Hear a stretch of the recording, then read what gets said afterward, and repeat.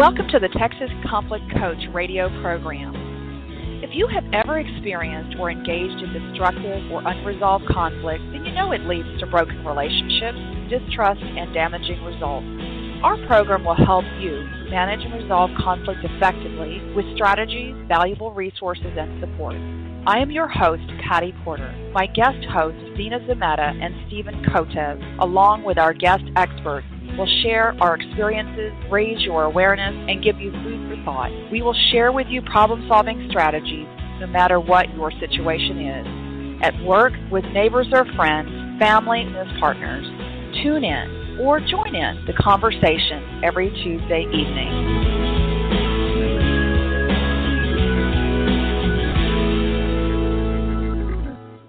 Welcome, listeners, and thank you for joining us for Being Both, Embracing Two Religions in One Interfaith Family, part of our Holiday Conflict series. More than a third of all new marriages now occur between people with different religious affiliations, or between religious and non-religious people. Whether the couple is Protestant and Jewish, or Catholic and atheist, or Buddhist and Hindu, they share a certain perspective as interfaith families. So how do interfaith families bridge those religious gaps, find support, and create plans for the religious education of their children? Susan Katz Miller is here with us to describe a number of pathways that interfaith families can take.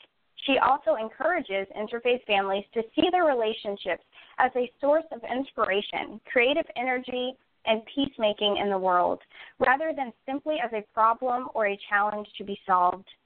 Journalist Susan Katz Miller is a former Newsweek reporter and the author of Being Both, Embracing Two Religions in One Interfaith Family. She is the founder of the National Network of Interfaith Family Groups on Facebook and a consultant who works with clergy, religious educators, and religious communities to better appreciate the role of interfaith families today.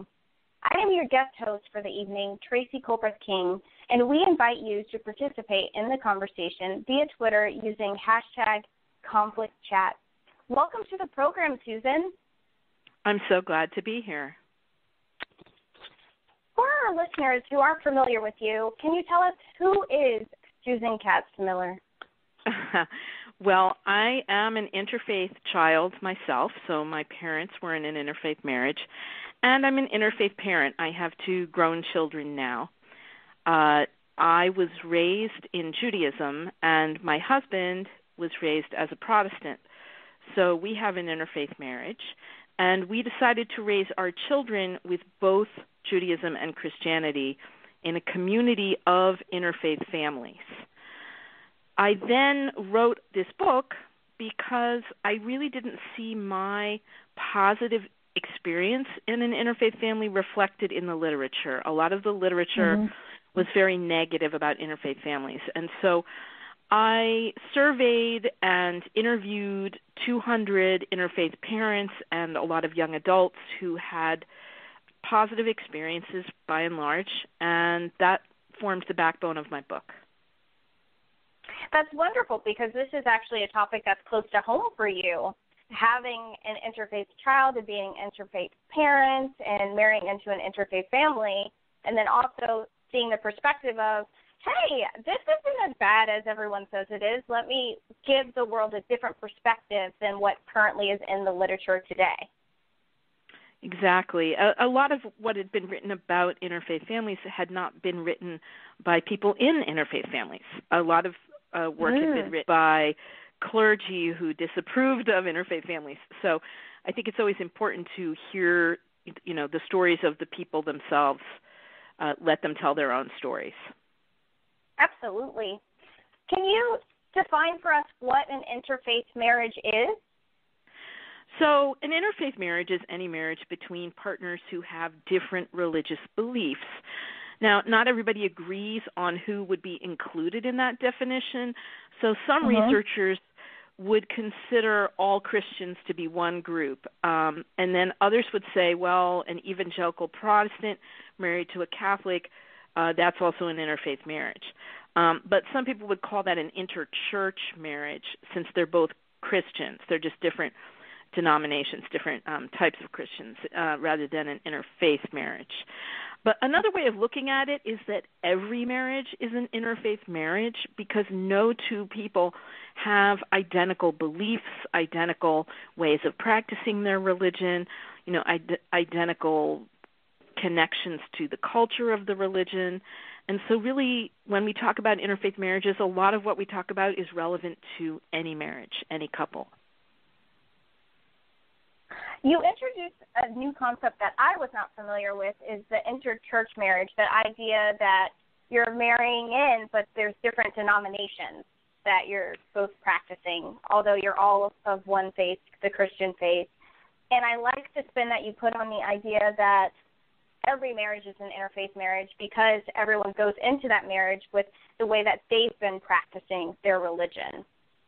Right, exactly. And even though, you might both be Methodists, and there is, a set of beliefs that Methodists are expected to ascribe to, but when you talk to an individual person who happens to be a Methodist, they may or may not believe this part of it or that part of it. They might have grown up with, different ways of practicing based on which particular church they went to, who their particular pastor was.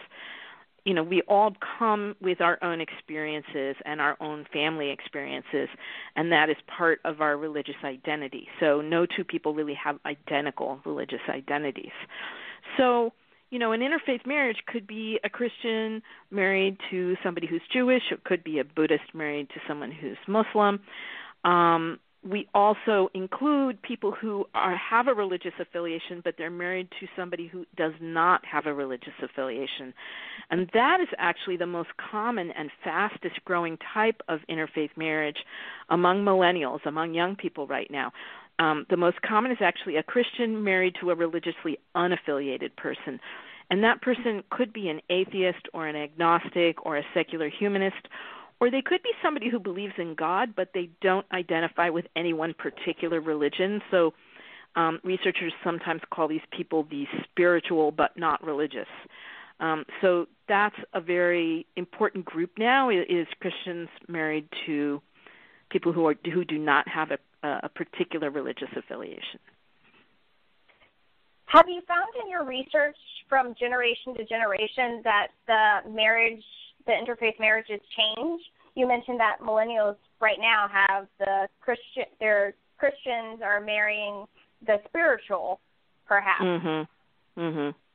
Yeah, we definitely see trends over time, and it depends on the geography.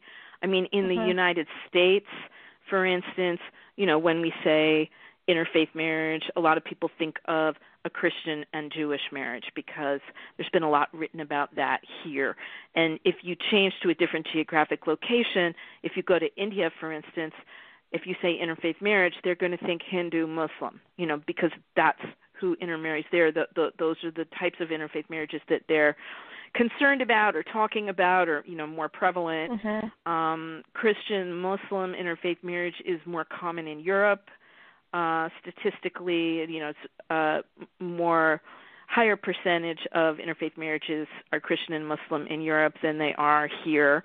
But even here, if you go to an area like Chicago or Detroit that has an older, multi-generation Muslim American community, you will see more interfaith marriages there as well. So it depends on time and it depends on geography. That's really fascinating how all of those different factors play into interfaith marriages, and it sounds like it kind of evolves as the generations continue to grow and as people continue to move regionally. Exactly, and you have different, immigrant populations coming into different areas and eventually assimilating to one degree or another and intermarrying to one degree or another. So. Thank you for that. I just want to remind listeners that you are listening to the Texas Conflict Coach Blog Talk Radio program, and we are chatting with journalist Susan Katz Miller and the author of Being Both, Embracing Two Religions and One Interfaith Family. Susan, you shared with us a little bit about what interfaith marriages are and a little bit about what your background is. What are some options for families to overcome societal pressures that they may experience being in an interfaith marriage? I would say that the most important thing is for the two partners in the couple to be really united in whatever pathway that they are choosing to follow.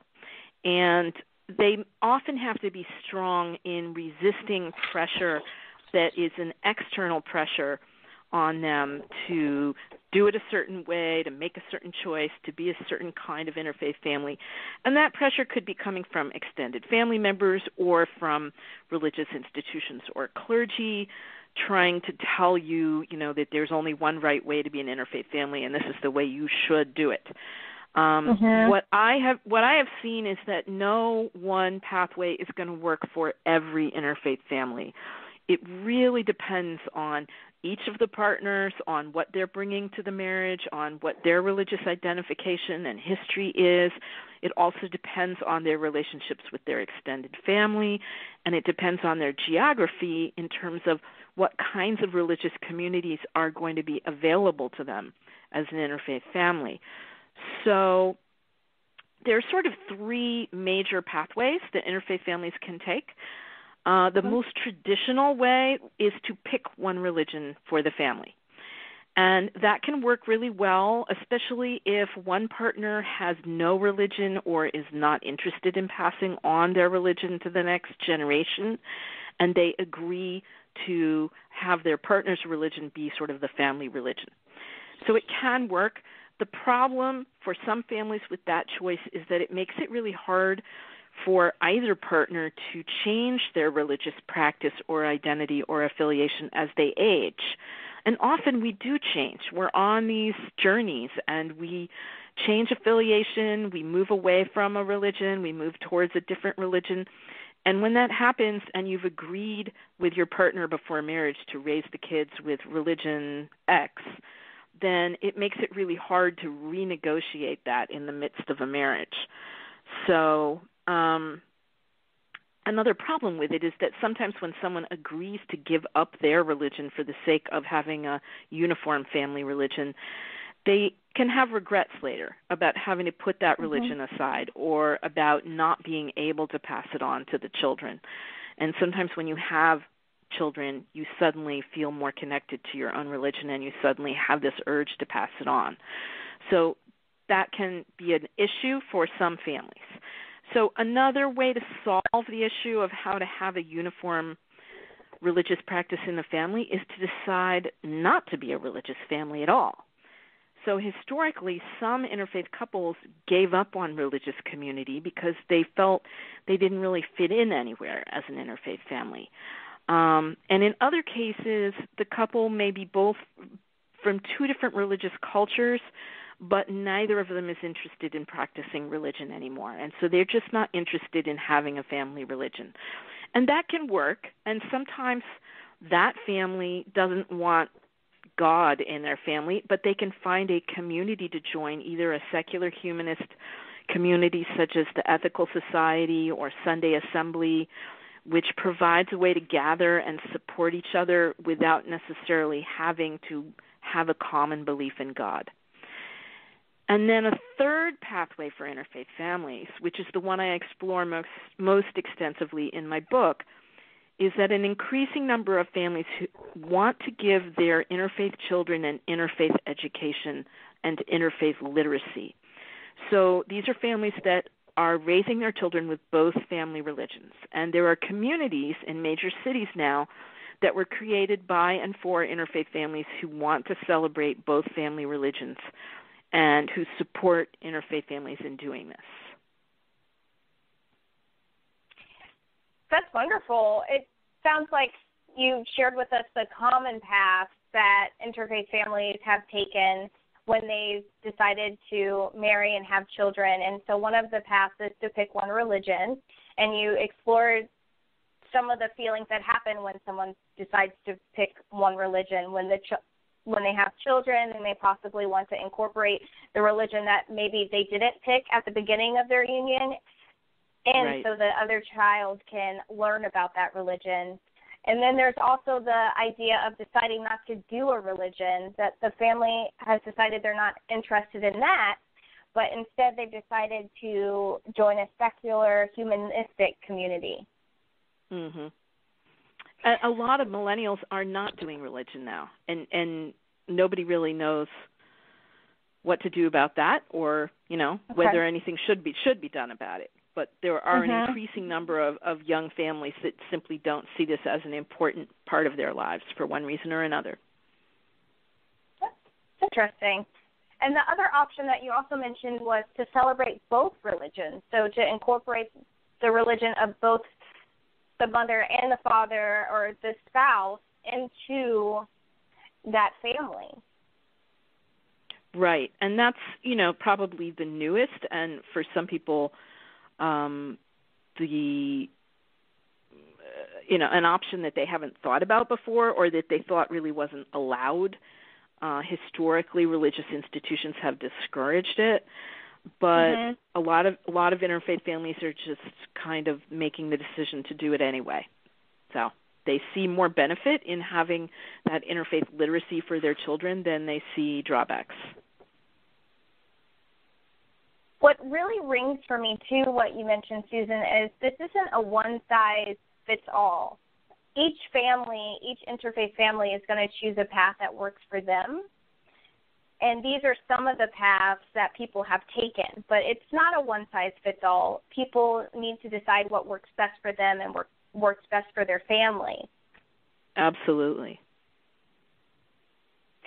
So we talked about those societal pressures. What are some of the myths that are out there about interfaith marriage? Well, I would say one myth that's very common is that children will be confused if they learn both family religions. And in order to address that concern, I actually surveyed young adults who were raised with both religions for my book, and about 90% of them said that they were not confused by getting an interfaith education. And even those who said they were confused kind of claimed that confusion as a positive, as a kind of intellectual wrestling. And instead, they reported that learning about both religions gave them better religious literacy. It made them appreciate both families' religions, and it helped them feel connected to their extended family on both sides. And so a related myth is that choosing one religion is always the best decision for an interfaith family. And I think that had been the traditional way of looking at this. But choosing one religion for the children can be hard on what we call the out parent, the parent whose religion is not chosen, especially as the children get older and the out parent feels kind of isolated because the children are now the same religion as one spouse but not the other spouse. And the children who are raised with one religion, and I include myself in this because my parents agreed to raise their children as Jews. So I was raised in Reform Judaism. I did not learn anything about Christianity. And for me, as an adult, I regretted not learning about my mother's religion, about Christianity.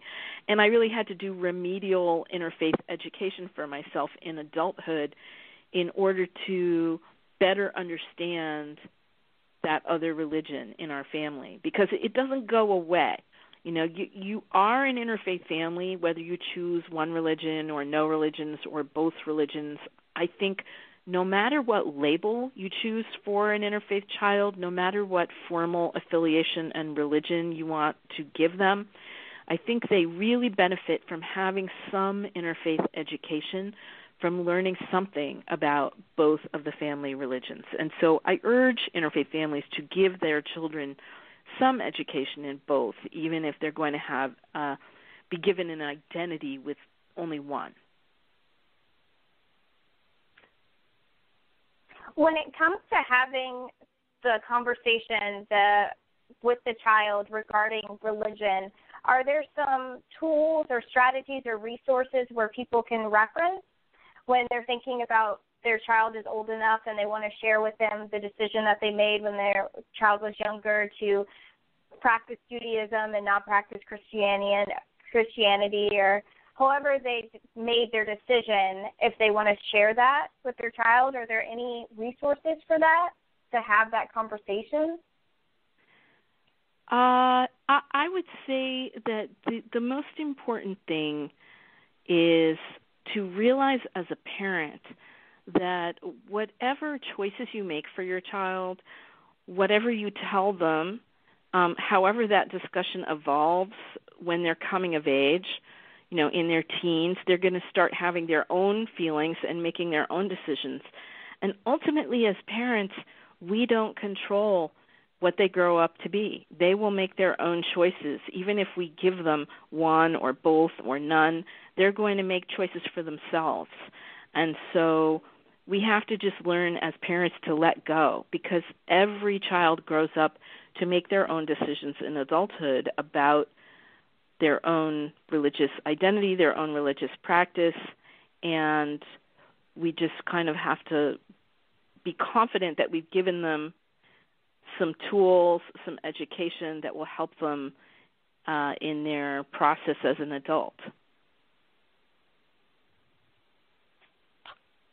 Thank you. That's really helpful for me, not having the knowledge that I have about interfaith marriages, to have a different perspective on what not only the parents may experience when they're making this decision, but also how the children may experience this as well, because there's two different experiences, and not all of these experiences are going to be the same. Exactly. And because I see it as an interfaith child myself and as an interfaith parent whose kids have grown, I can sort of put both of those sets of lenses on.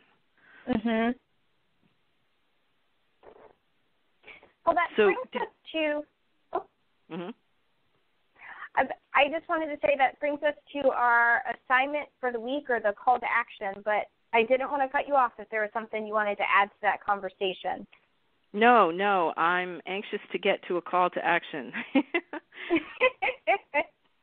So what we'd like to do is just let our listeners thought about interfaith families, and we've talked about some resources, and we've talked about some societal pressures they may experience, and some of the common paths that they can take when they're in those moments.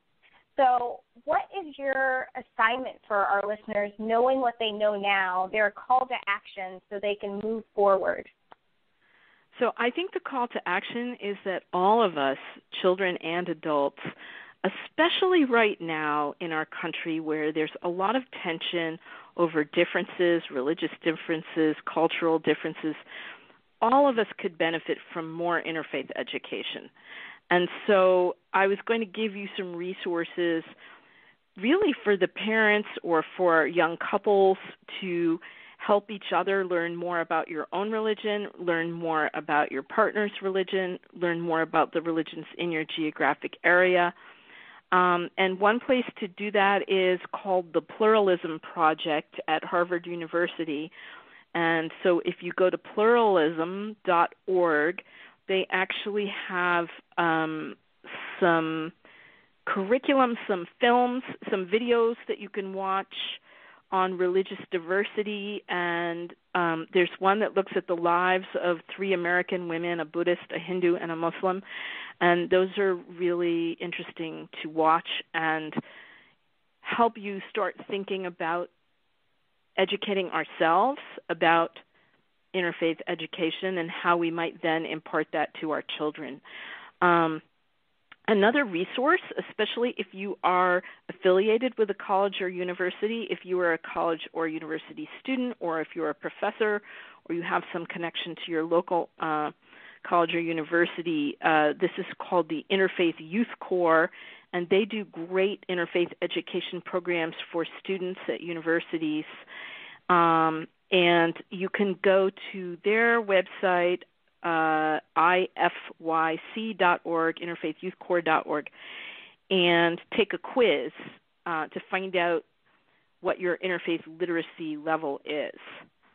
And then finally, I have a lot of material. I have been writing blogs for interfaith families for, I think, 9 years now on my own blog. So I have hundreds of essays on this topic. If you're interested, that website, my blog is onbeingboth.com, and it's linked to my author website, which is susankatzmiller.com. And you'll find links on there to my book and a lot more information about how to engage with interfaith families and how to support and benefit from having interfaith families in your community, in your religious community.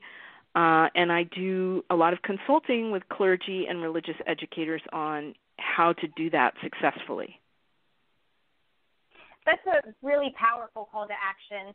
Education is very important. You only know what you know, right? And so Exactly. Now that they've had a glimpse as to what interfaith marriages look like, they can continue learning by visiting pluralism.org, by going to ifyc.org, and also going over to your blog. And there, they're going to have a wealth of experiences from you as well, since you've been doing your blog for 9 years.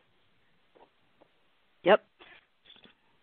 Is there any contact information you would like to give the listeners if they just want to reach out to you and continue having the conversation offline? There is contact info on my website, or I am active on Twitter. It's at Susan Katz Miller. I also have a Facebook author page. If you search Susan Katz, K-A-T-Z, Miller, 3 names, no hyphen, on Facebook, you'll find my author page. And if you are an interfaith family looking for other families in your area who are celebrating both religions, any 2 religions, then join our network of interfaith family groups on Facebook, and that's a place where people in different geographic regions can find each other and support each other. Great. So they can contact you via Twitter at Susan Katz, and also via Facebook, and there's also a networking group that they can join too to find local families that are celebrating both faiths. Right. Wonderful. What final message would you like to leave with the listeners, Susan? Thank you so much for being on the program. It's been a pleasure, and this conversation has really been enlightening and eye-opening for me, so I hope listeners have also benefited from it as well. I enjoyed being with you, and as my final message, I would just say, in the past year, we have seen increasing tension over these religious and cultural differences in our country, and I would just urge people, rather than seeing interfaith families as a problem or a source of conflict, I would urge your listeners to see them as inspiring, as individuals involved in interfaith bridge building and peacemaking on a daily basis, as families who are helping to spread love in a world that very much needs more love right now. Thank you. Thank you for listening to the Texas Conflict Coach. We hope you enjoyed the program. You can find all of our podcasts archived to listen at your convenience at texasconflictcoach.com, or download the podcast at iTunes or Stitcher Radio. You can also become a Facebook fan of Conflict Connection, or Twitter me at TX Conflict Coach.